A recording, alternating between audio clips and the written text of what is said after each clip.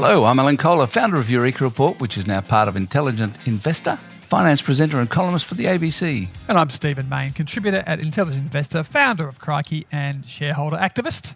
And we are the Money Café. Money Café. And now, Stephen, we're remote today, Alan. I'm not with you because I've done a massive road trip to Queensland, and I'm actually sitting on the 13th floor of quite a nice apartment tower overlooking Maroochydore Beach at the moment before heading up to the big 3-day Noosa Mining Conference. So I didn't know they had a Noosa Mining Conference. Is this a regular event?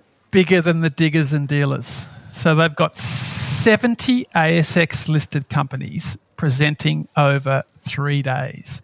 I mean, the Americans are getting excited with Crypto Week, but the Noosa Mining Conference, there's today between 10:30 and 12:30, there is 7 CEOs of $1 billion plus mining companies all presenting. I mean, there's a few tiddlers as well, but you can't get a room at the Peppers Noosa Resort and Villas, right next to the 477-hectare Noosa National Park. And so right next to the National Park, they're talking about, yesterday I kept hearing that uranium is the hottest metal on Earth, they kept on saying. So lots of spruiking, that's for sure. So who are they presenting to, all the Sunshine Coast retirees? Well, it's the usual sort of fund managers and analysts and service providers, those sort of types. But I must admit, I only got invited because Computershare recently helped me out by putting my entire portfolio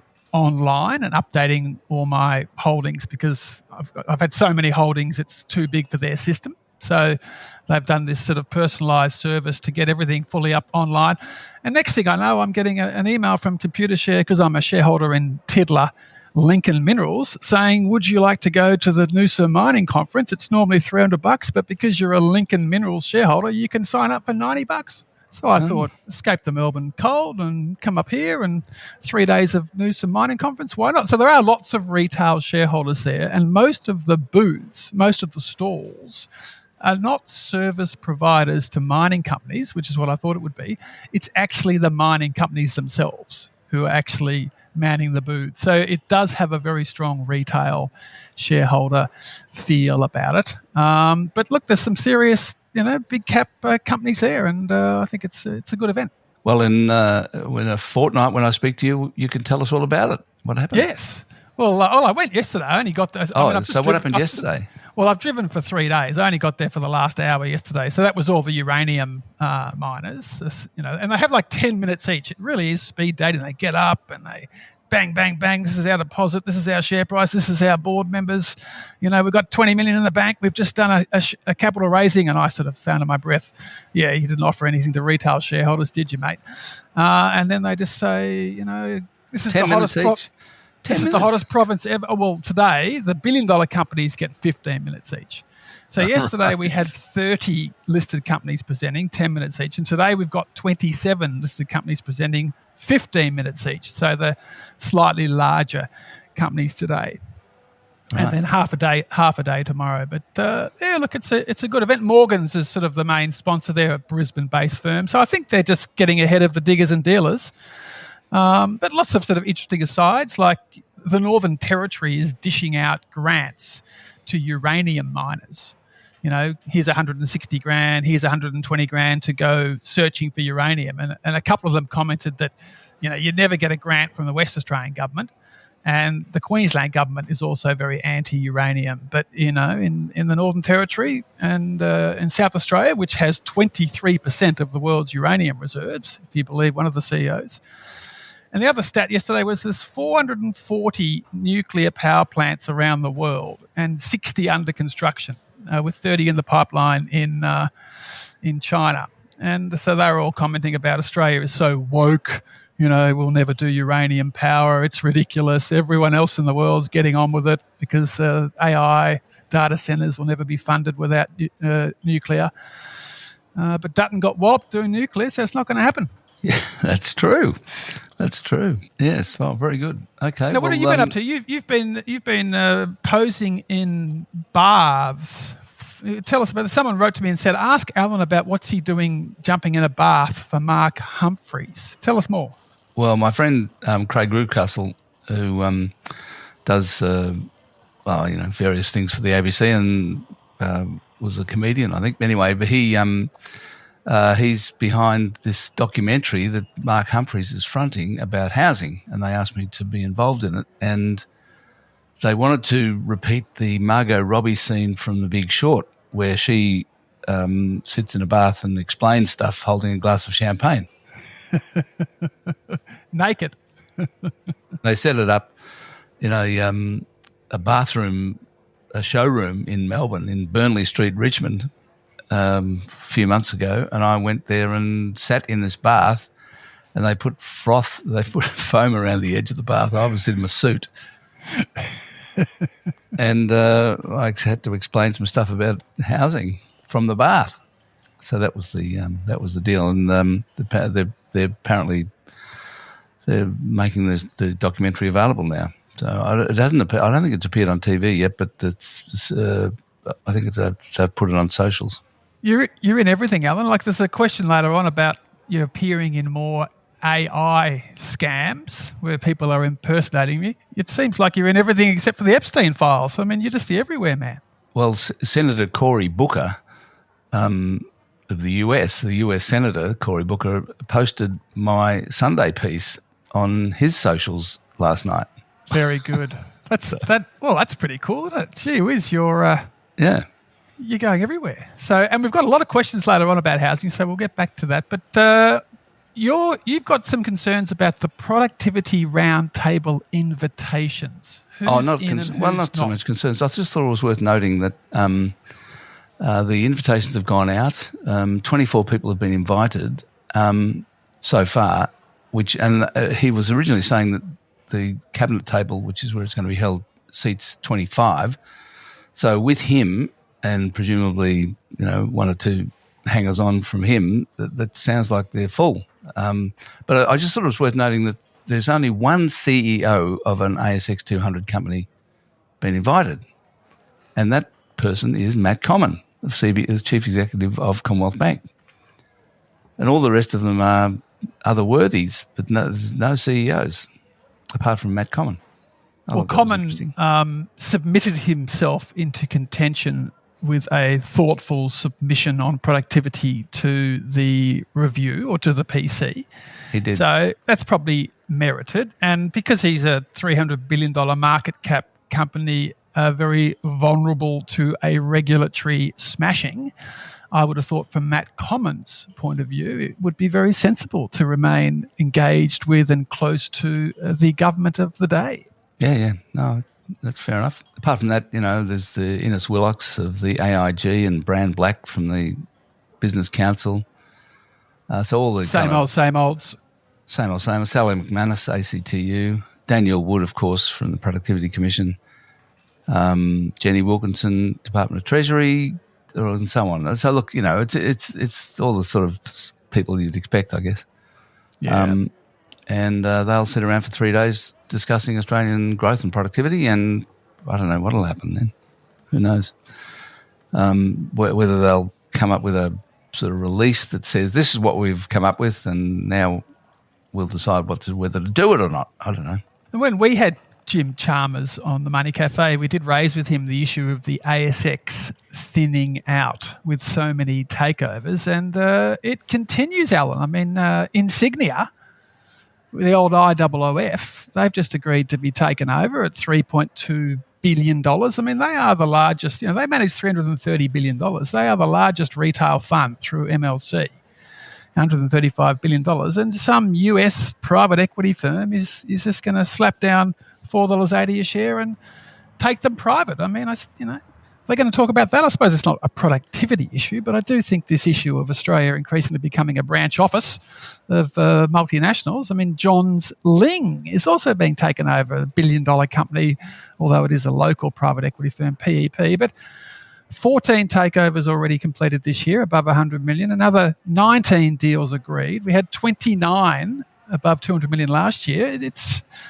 Look, we're getting a few floats, Virgin and a couple others, but It's quite an interesting phenomenon that the takeovers are coming at a great rate of knots, and the ASX is thinning out. Well, it's a part of the global trend towards private ownership, private capital. Really, I mean, private credit is taking off everywhere, and private ownership, and people are trying to getting away from the public markets for the various reasons. I think they don't want to be public, and it's too onerous, all the regulation requirements, so they're all just getting out of it. I think that's right. I think that the world is increasingly going to have the existing public companies that are too big to be taken over, and that's sort of anything in our ASX 20. Anything north of probably $20 billion or maybe $50 billion is too big to be taken over, so they just remain public companies forever. No one's ever going to take over the Commonwealth Bank. No one's ever going to take over CSL. No one's ever going to take over Alphabet. And then so you're going to increasingly have these massive global multinationals that are public companies. But in the next tier down, in the smaller caps, in the ones that don't make it into the S&P 500 or the ASX 200, that don't get supported by the index funds, there isn't really a case as much anymore for remaining public. You're right, given all the onerous regulations and the extra scrutiny and the fact that you get shunned by the index funds unless you're an enormous company. And also the other thing that I think that's driving it is that investors, super funds in particular, but also private investors and family offices are getting away from the volatility of public markets. They're all kind of going into private investments, whether it's credit or equities, because it's not volatile. And, you value them every now and again, but you don't have to worry about things crashing and going up and down as you go along. And I think that there's quite a lot of that going on. So the money is pouring into these private equity funds, and they have to do something with it. They have to, in order to make money, obviously, in order to earn money, private equity funds have to invest the money. They can't just sit on it. So they have to find takeovers. As you said on the news last night, the Australian super funds have got $70 billion a year coming in. It's just a deluge of capital, and they've got to do something with it. And look, our big spending governments are helping because they're making many, many tens of billions of dollars of new bonds available for them to invest in to fund all of their structural surpluses up and down the country. But you can't just keep buying bonds if you're a super fund, and the better returns have come from private markets. So I do think it's an interesting thing to watch. Moving along, you reckon that Macquarie Bank's going to get Macquarie Group's going to get a remuneration strike? Well, they'll go close. I mean, right as we're recording this, it's 9:45 on July 24 AGM day. The AGM starts at 10:30. So I think they will probably fall just short of a strike. Two of the big proxy advisors, Glass Lewis and Ownership Matters, have recommended against the remuneration report because they have failed to punish the senior executives for various regulatory breaches. Everything from APRA's $500 million capital charge to various infractions with ASIC and others. And you've actually had the CEO, Shamara Wickramanayake, ringing investors personally over the last few days to try and persuade them not to vote against. And for mine, that's actually quite inappropriate. And it should be the chair of the board, Glenn Stevens, AC, or it should be the chair of the Remuneration Committee, Gillian Broadbent, AC, who should be ringing the investors and making the case about remuneration, not the CEO herself. So, what's their AC got to do with it, Stephen? Well, you're an AM, and I guess what I'm hinting at here, Alan, is that Glenn Stevens, age 67, Gillian Broadbent, age 77, perhaps were not quite alert enough to some of the issues at Macquarie, and maybe sit back and let the executives run the place a little bit too much. And when you actually get the CEO doing investor calls on REM, for me, that is a sleepy board that needs to step up. So Gillian, who's up for election today, age 77, seeking another 3 years, she'll get a modest protest because she's the chair of the REM committee. And I must admit, I'm a bit annoyed with them that they do all these tricks, Macquarie, and they never admit they're wrong. So you can ask companies to do things, and quite a lot of them will move. But Macquarie has always rejected every single thing I've suggested. So they have refused to reveal the proxies early with the formal addresses. So I would be talking about the size of the protest vote, but they've withheld that data, so we can't talk about it until after the meeting.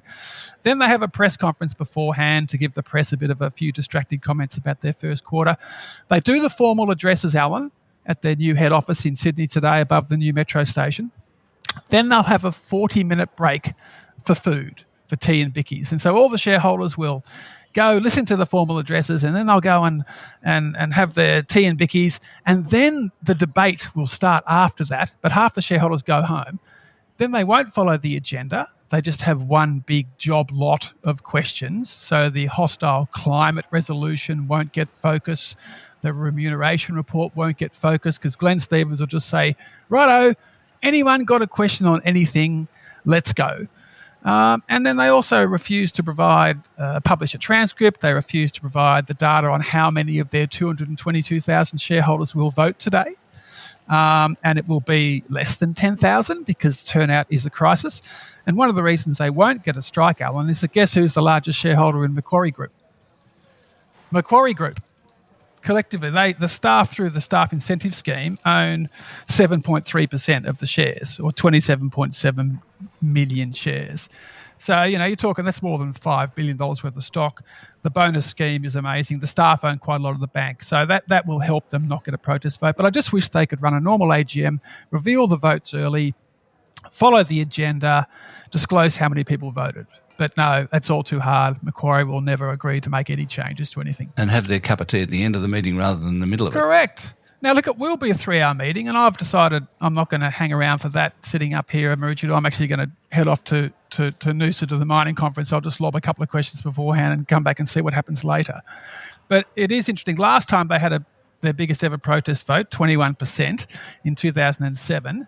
David Clark, the late founder and chair, got fully engaged and did massive changes to the REM structure, getting rid of short-term cash bonuses and introducing the current scheme of long-term bonuses. So the real question is, will Glenn Stevens and Julian Broadbent wake up and actually penalise the executives in the future years using their discretion because they haven't penalised them enough? And will they earn their ACs?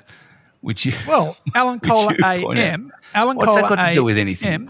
I'm just having a crack at you, Alan, because you're an AM. You're in the Don Club as well. Well, I think it's a great thing, but I think you should be an AC too. I'm annoyed that these people who are asleep on REM issues at Macquarie are ACs, and the great Alan Kohler is only an AM. Oh, that's fair enough. You should put me up for an AC then. I mean, if you're prepared to get in the bath for Mark Humphreys, I mean, you will do anything. I'll do anything, exactly. Surely you should be an AC. Let's start the campaign. But media companies run campaigns for Logies. So I reckon we should do it. Alan Kohler for AC. You've got to be quite dignified to be an AC, and getting in a bath like that is not very dignified. So I don't think I'm dignified enough to merit an AC. But you're helpful, friendly, lovable. You're the great educator of Australians with all those amazing graphs, and you should be fully accorded. Now, before we move to questions, interest rates. What's going to happen, Al? Oh, there'll be a rate cut in August. I mean, it was interesting. They had the minutes come out this week for the meeting where they held rates, surprising everybody. Nobody expected that. And there was a bit of a shock. But you read the minutes and it's kind of clear that really it was line ball, and most of the minutes kind of suggest that they should have cut in July. So I think it's pretty clear that there'll be a rate cut. And anyway, whether it's July or August doesn't really matter. So there'll be another couple of rate cuts this year, and there it is. That's what's happening. And will Jay Powell serve out his final 10 months, or will the Trump campaign knock him over early, do you think? Oh, I've absolutely no idea. I mean, I think it'd be very surprising if Trump actually moved him on. It's not as if he's around for more than, around for another few years. He's only finishing up in May. So I think that I don't think he'll sack the chairman of the Fed. I think that'd be a big deal, and I don't think he needs to. But Trump's capable of anything, isn't he? Really, let's face it. Well, he is. And how are we dodging the tariffs? I mean, they've just done a deal with Japan, Indonesia, Vietnam, the Philippines. When's our turn, Alan? We're just not in the conversation. I think we're well down we're at the back of the queue, I think, because apart from anything else, we've got they've got a surplus with us. $50 billion surplus, yes. So it's not really an issue, crikey. I mean, they can just leave us alone. Well, we're going to get a tariff of 10%. That's it, Yeah. But why are all these countries agreeing to zero tariffs on the US and 15% on them? I mean, how does that make sense? Why would you agree to that? That's what the Japanese have just signed up for. It's not an agreement. It's like there's no agreement about it. America's just imposing the tariff. That's it. I mean, the agreement with Japan is that Japan will invest $550 billion US dollars into the US in order to get it down from 25%, which is what Trump said it would be. It would be 25% tariff on Japanese imports. And he's agreed to bring it down to 15% in return for Japan agreeing to invest $550 billion. Well, So are we going to have, is Albo going to have to commit the Future Fund and all our industry funds to, invest $100 billion to get the tariff down?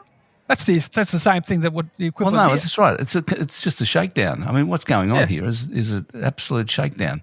So Trump threatens a high tariff, and then extracts money from them in order to get it down. I mean, crikey. So, we've got a tariff of 10%, and we should just sit with that. I mean, look, there's tariffs of 50% on steel and aluminium, which we export a bit of aluminium to them, not that much. But why aren't the countries working together? I mean, Albo should be the shop steward. He knows about, the countries united will never be defeated. That sort of union collectivist approach. Albo is shop steward. Listen, Trumpy, this is the way it is. These are all the countries that have agreed. I'm our spokesman and stop doing this. But he's just picking them off one by one. I know. It's interesting. I mean, it's every country for themselves at the moment. Yeah. Anyway, we better move on to questions. We've got so many good questions. But before we do so, here's a quick word from our sponsor. Getting started with investing doesn't have to be complicated. With InvestSMART, you can access low-cost, professionally managed portfolios built from expertly selected ETFs, so you get smart diversification without the stress. Right now, there's a $100 bonus on the table when you open and fund a new account, but you better get in quick. The offer ends on the 31st of July. From conservative to high-growth strategies and options like Australian and international shares, there's a portfolio to match your goals. Head to investsmart.com.au to learn more. Terms and conditions apply. First question's from Alan, not me, someone else. What are we to make of the signing into law of the Genius Act by the resident genius of the White House? Does the existence of this law make it more likely that we'll see you invest in crypto, or indeed your colleagues at Intelligent Investor? Yeah, I think okay. Let's talk about the Genius Act. Well, all the US banks which have been reporting recently, they're all making quite a few noises about looking to get involved in crypto. There could be a collaborated stablecoin interest issued by banks and a joint ventures. So the Genius Act and the regulatory certainty and the green light that has given to crypto more broadly, it seems to be having quite a big impact on the non-crypto financial players who are all making lots of noises about getting involved. But down here in Australia, much less so. So we should say what the Genius Act stands for. Genius is an acronym. It stands for Guiding and Establishing National Innovation for US Stablecoins Act. Stablecoins. So it's kind of a tortured, one of those tortured acronyms where they wanted to come up with, they started with the acronym and then worked backwards to find the words that fitted it. And it's stablecoins. So the stablecoins are cryptocurrencies that are tethered or tied to a particular asset, mostly US dollars. So the two big stable coins are called Tether and USDC, and they are connected to the US dollar. But there are some that there's a couple that are tethered to gold, and I think there's one that's tethered to euro, but they're very, very small. So the main ones are Tether and USDC. And what they're doing, what the Act does is regulate them, which kind of makes them legitimate. So my view about it is, for what that's worth, is that this has got very little to do with cryptocurrencies. If you invest in stable coins or buy stable coins, well, you're basically investing in the US dollar, or those ones, or you're investing in the asset behind it, because they basically go up and down precisely with whatever the asset is, in particular, mainly the US dollar. So it's not the same, It's fair enough if you want to invest or speculate on the US dollar, do it, and you want to do it through a stable coin, fine. But the main purpose of stable coins is not for speculation, but for transferring money between countries, because it can happen quickly and more cheaply than doing it through a bank. And Alan, you had a fascinating interview on Talking Finance last week with the Aussie boss of Coinbase, I think it was, John O'Loughlin, and I think he made a pretty good case that the frictionless global transfers is, given the current system is so dysfunctional and clunky, that actually is one of the strongest arguments for this sort of stable coin, faster global transfers, gap in the market not serviced by the current big banking players. Yeah, that's right. So it's just a way of using blockchains to disrupt one aspect of banking, one thing that the banks do to, scrape money off the system. So the stable coins use blockchain to disrupt that, and that's fair enough. It's great. Good on them. And that's why everyone's doing it. Oh, no, Europe is passing an act to regulate them as well. And meanwhile, our two opening acts in Parliament, much excitement, is cutting 20% off HEX debts and regulatory issues on childcare, which are important issues, of course, but no sign of any special crypto legislation on the agenda yet. Now, Dylan says on Saturday, OpenAI claimed gold at the International Math Olympiad on the Sunshine Coast. Great place, beautiful weather, using an experimental reasoning model. And he goes on to say that OpenAI ChatGPT is basically confirming that they're incredibly smart and saying it's going to be massively impactful in the coming couple of years. So, Alan, I mean, we've had the Google results, we've had the Tesla results, and markets hitting record high. My sense, like Google's just increased their CapEx by another 35 billion, I think it was. It just seems to be getting bigger and bigger, this whole AI phenomenon. Yeah, someone suggested to me the other day, why don't you ask Gemini, which is Google's AI, to give you a treatise on Alan Kohler's investment philosophy, and do and click the button Deep Research. So I did, and it was unbelievable. Within 10 minutes, it had spat out a 7,000-word treatise that was basically you'd have been proud of. Well, I mean, look, it was in the language of AI, that AI uses. Like it was obviously an AI thing that was done. It's just not something a human being would write, but it was 7,000 sort of crystal clear words that sort of hung together. And clearly, what Gemini had done is read basically everything I've ever written, including the books, and was quoting them, and it was unbelievable. So I've got it I've got a link to it in this week's weekend briefing on Saturday when it comes. So if anyone wants to read a long screed about my investment philosophies, there it is. It'll be in the weekend briefing on Saturday. I've sort of been thinking I've got a book I should write called The First 1,000 AGMs. And clearly what I should do is just feed in every AGM I've been to and all the reports and tweets I did at the time, and they'll pump out $100,000 book for me. Yeah, save probably. 6 months. Perfect. I think the power of AI and the disruption that's coming from it is immense. And I can't help thinking, like when I started Eureka Report 2005, the internet was dial-up. There was no broadband then, so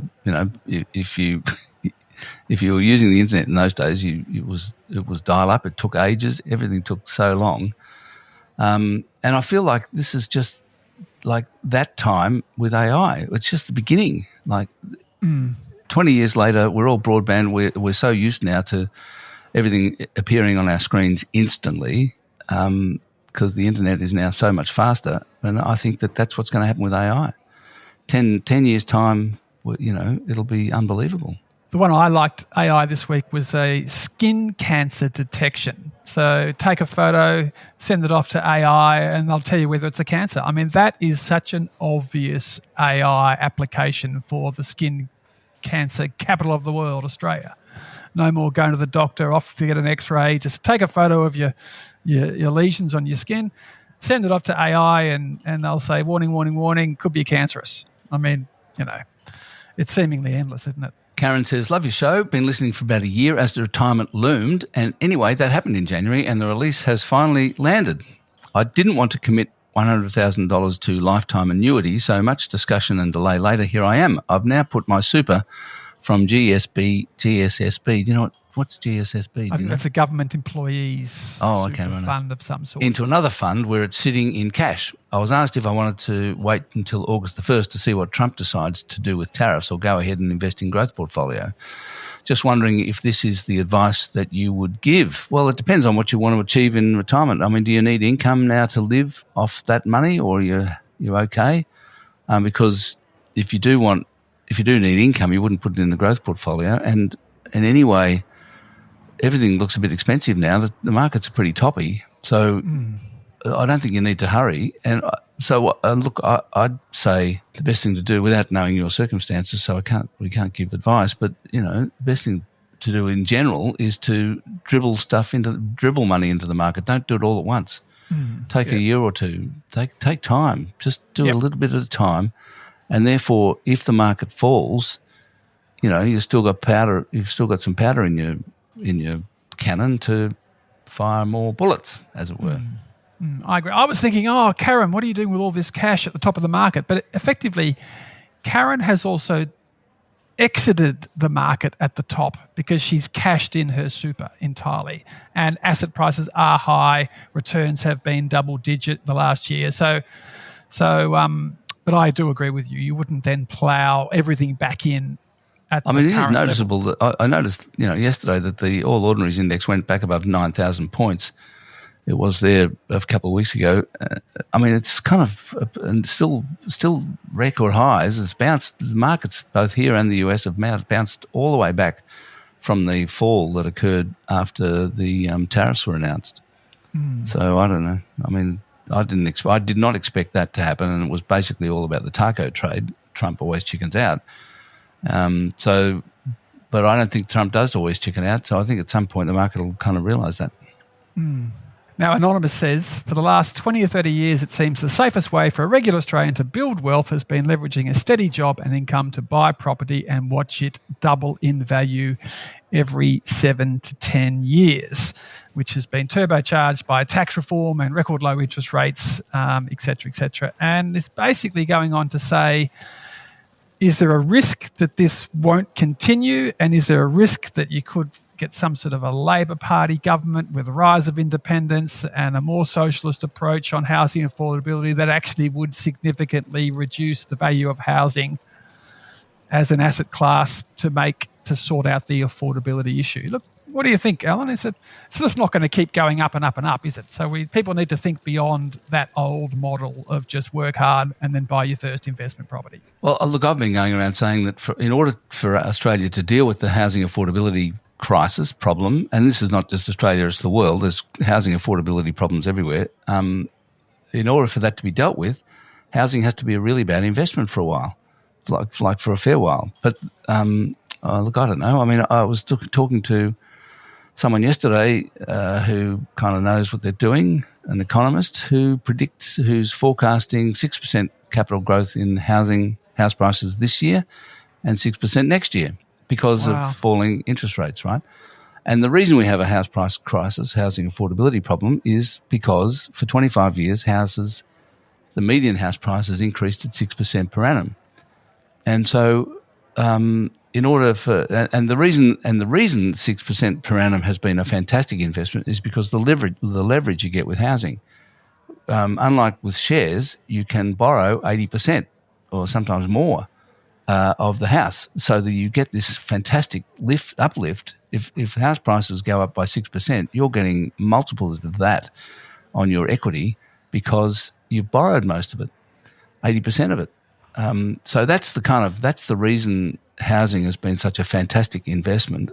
And if it continues to increase at 6% a year, as this economist I was talking to expects, then it's going to continue to be a fantastic investment. But at some point, surely it can't go on, you would think. Surely. I do think there is a tax risk. I mean, like I was hearing, Trump was saying, maybe we should get rid of capital gains on housing in the US. So I didn't realise that the family home was subjected to capital gains tax. Just like the fact that the UK have a brutal 40% inheritance tax. Above a couple of million. So we really do have very low taxes on the family home. Exempt from land tax, exempt from inheritance tax, exempt from capital gains, tax deductible for the investors through negative gearing. Yes, the states are ripping into it with stamp duties, $13.5 billion a year for New South Wales in property stamp duty. But overall, it is a very tax-preferred investment. So there must be tax risk. But owners of homes vote. So they're very politically powerful and therefore they're quite protected from tax hits as a group. Moving on, I've just jumped forward to another anonymous. I've included a link to the financial report of the Catholic Diocese of Maitland Newcastle ACN Group for 2023. The report lists remuneration of two key management personnel as $3,981,863. It seems very odd that a registered charity would be paying so much money to two people. So did you have a look at this annual report, Stephen? Yeah, look, this hits all my buttons, Alan. I hate the fact that councils, state governments, charities are still using the old hopeless disclosure of executive remuneration, where no one is named and it's just technically whether you're key management personnel, and it might be reported in bands. So at two councils I was on, both City of Melbourne and Manningham, passed motions to introduce full disclosure of the top 5 executives, name, details of contract and how much they're getting. It is hopeless that the big church groups and everyone else can get away with not properly disclosing. So what's probably happened here is that, yes, the top 2 did get $4 million in total. Someone's probably worked for 35 years and got some massive superannuation benefit, or someone might have been fired. But yeah, the fact that it's not disclosed, it's a bit like Reserve Bank voting. If you're not going to disclose it, then there's speculation as to why did the CEO get so much? Was it the CEO? Was it the CFO? And the answer is mandatory disclosure of the top 5 executives at every large organisation. What are their contracts and how much they get? And at Manningham, they voted that down last year because we were supposedly invading the privacy of the senior executive. So I actually voted against the annual report at Manningham last year when they removed this disclosure on privacy grounds after it had been running for 12 years from a notice of motion I put up in 2010. So get with the program, reveal who's getting paid what. That aside, this annual report that this person sent me is amazing. I mean, Christ, they've got $200 million in investment properties, $200 million. And $125 million in non-current liabilities, short-term liability borrowings of $6 million. I mean, what's going on? Alan, the Catholic Church has $100 billion of assets in Australia. I mean, crikey, these are called investment properties. They're not churches. They've got investment properties that they're charging rent on. When I was chair of the finance committee at City of Melbourne, I remember one time the Catholic Church bought the head office of VECI, the Victorian Employer Chambers of Commerce, for $35 million because it was right near St Pat's. And I got a memo saying this is going to cost us $50,000 a year in rates because the employers' organisation, VECI, had to pay rates, but the Catholic Church was exempt. So this is the great joke. This is what I was saying a couple of weeks ago, that everyone should have to pay rates because otherwise you get these giant, enormous not-for-profits that can have investment properties that aren't even aren't even part of, delivering your religious services. They're not actual church buildings. They're investment properties, but because they're a church, they're exempt. Like every church is exempt from all sorts of taxes. Okay, let's have Phil. You're going to read it? So Phil says, I read in the news yesterday that overseas arrivals hit a new record high last month. And he goes on to quote the data. saying that May was the highest net arrival number on record at 33,230. And he's saying, I don't understand. It seems common sense to me that all these new arrivals will understandably need a place to live, and this will put upward pressure on rentals and housing prices. And Phil's had an unfortunate experience where his kids have had to move away for jobs because they couldn't afford to rent where they were. So he's just trying to understand, why aren't we discussing the migration numbers when talking about housing affordability in Australia? And Alan, you had a great recent interview with Abel Rizvi on the immigration numbers, so you should perhaps take this one away. Well, I am certainly talking about immigration as a part of the housing affordability problem, and I agree with you. I think it is.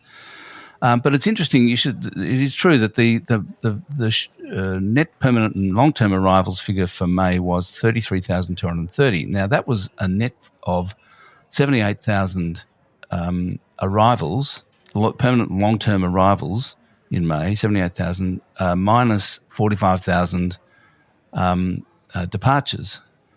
Now housing approvals, that's houses and apartments, are running at 15,000 per month, roughly. I mean, sometimes a bit more, sometimes a bit less, but around about 15,000 a month, and that is enough for 33,000 arrivals. But they're dormant permits, Alan. They're not being built on. They're just permits. This is the thing. But that's right. So the thing is, part of the problem is that the departures don't all free up a house. A lot of the departures, permanent long-term departures, don't. They're not actually moving out of the house. The house. So the arrivals number is much more relevant, 78,000, than the departures. Well, I mean, obviously a lot of the departures free up a house, but not all of them. And as you say, approvals aren't necessarily completions. So some of them don't get made. And also the permanent long-term arrivals number is not quite the same as net overseas migration. There's a bit of a difference. The arrivals and departures numbers are derived from that little form that you fill in on the plane when you land.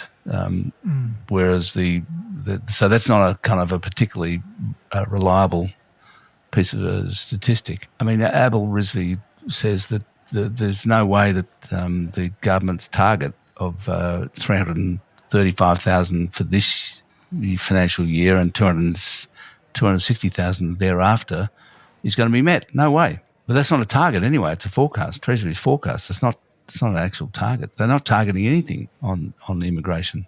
So they can keep it's like the iron ore price, isn't it? They say the iron ore price is only going to be $65 a year, and they say the immigration is going to be massively below what it actually is. So that's right. You can't help but think it's not politically impacted, those inaccurate immigration forecasts. But anyway. Well, they just know the government doesn't actually control immigration. It's just completely out of control. Yeah. Which you'd have to say is hopeless.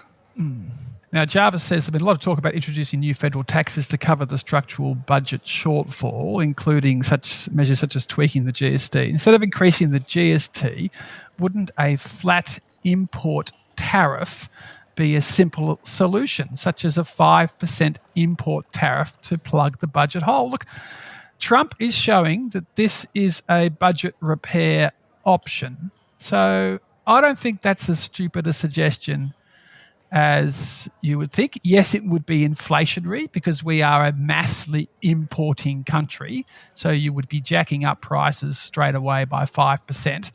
But if you were looking to broaden your revenues away from income tax and company tax, and you didn't want to change the overall GST, perhaps a import tariff at 5% might be a workable measure. And this is the way Trump is taking the world. That's right. So he's announcing basically a GST on imports, and he's able to say that he keeps asserting that we don't pay it, the countries do, the other countries. He talks about it. We're going to charge Brazil 50%, or we're going to charge Japan 15%. He says we're charging that country. I mean, it's amazing that he's getting away with this because obviously the tariffs are paid by American consumers. It's just it's a sales tax on imports. Well, So look, I'm not sure Australian politicians would be brazen enough to do that. I mean, I don't think they'd even try it, to be honest. But look, I agree with you. I think that it just wouldn't raise enough money. That's the problem. I mean, they just need to do so much more. They need so much more money than that a 5% import tariff would get. Mm. I think they've got a big problem, and the problem is that as soon as they sort of start talking about an increase in taxes of any sort, the opposition and the Australian and everyone else starts talking about how they need to cut expenditure, which is not possible, really. Mm. It's a fundamental problem with the political system, is that countries with fiat currencies where you can print and you're operating on a short-term political cycle, you will always just recklessly feed the voters what they want and not be financially responsible. We're seeing it more and more in the West, and the bond vigilantes seemingly are letting governments get away with it. I see the Financial Review had a piece the other day saying that more than 50% of Australians are relying on the government for income. More than 50%. Well, as John Howard used to say, we are a highly redistributive society. Well, you certainly are. Correct.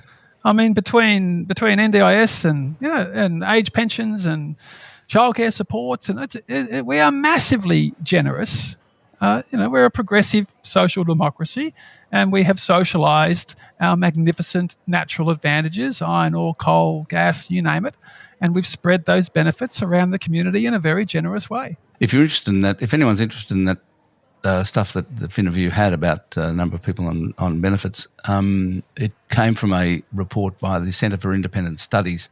So if you don't have a Financial Review subscription, just go to the Centre for Independent Studies website and you'll be able to read the report. It's quite interesting. It is. Now, Alan, you can do the last question. Okay, Paul says, love listening to the Money Café, your pragmatic approach to realistic courses of action, etc. In terms of the cost of housing in Australia, I've felt for some time that the dual income has been severely underrepresented as a cause for the cost of housing increase.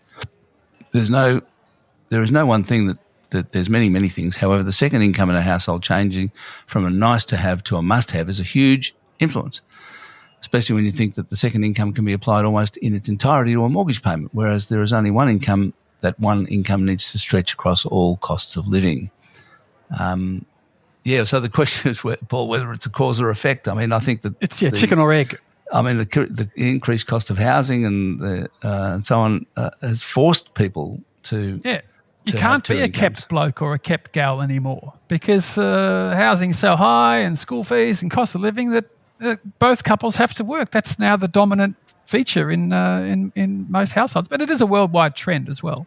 Which brings you to the question of childcare. I mean, I think we've got a question on that later, in fact. Yeah, it's just saying that childcare is a productivity benefit because it allows more people to work. And my comment on that was going to be, someone we had we had a full-time nanny effectively for 8 years, and absolutely no government support for that whatsoever. So it's sort of forcing institutionalised childcare, giving government subsidies direct to the childcare centres. So maybe if you wanted to get more productivity going with all this work from home, hybrid jobs, that the government would start supporting some childcare that's coming into the home. Might be another little productivity booster that could come from a policy tweak. Yeah, I reckon there's a case for at least free kindergarten and possibly free childcare, because as soon as you hit 5 years old, you can start sending your child to a free school. It's not that free. I mean, you've got to buy uniforms and lots of other stuff, but it's basically free education after prep. But before that, it's far from free. Anyway. Yeah, well, the sessional kinder 3 and 4 is pretty subsidised, and states have moved. But I agree. Basically, full-time, helping with your kids full-time, it only starts, you're right, at prep. Anyway, and kinder and both kinder and school are not full days, so people who are working, both parents are working, have got to do something after about 3:30. Yep, exactly right. Well, and they've got to pay for that, whether it's a nanny or after school care. So look, I mean, I do think this whole childcare thing is a complete mess, and it's resulted from the fact that house prices have gone up so much that everyone has to have both parents working now, and it's really a sort of just a straight out consequence of house prices going up so much. Yeah. And there was quite a backlash against corporate childcare, I have to say. I'm getting quite a few messages from people saying, we've got to get these public companies out of it. I can't see how you can unscramble that. It's a bit like saying you can't be a for-profit provider of aged care. The for-profit sector are fully into childcare. They're fully into aged care, and it's a hybrid model with government, not-for-profits, and for-profits all in the mix. Yes. All right, Alan, I think we're done. I better go to Noosa and start annoying a few mining companies. Good for you. Ask them questions, Stephen.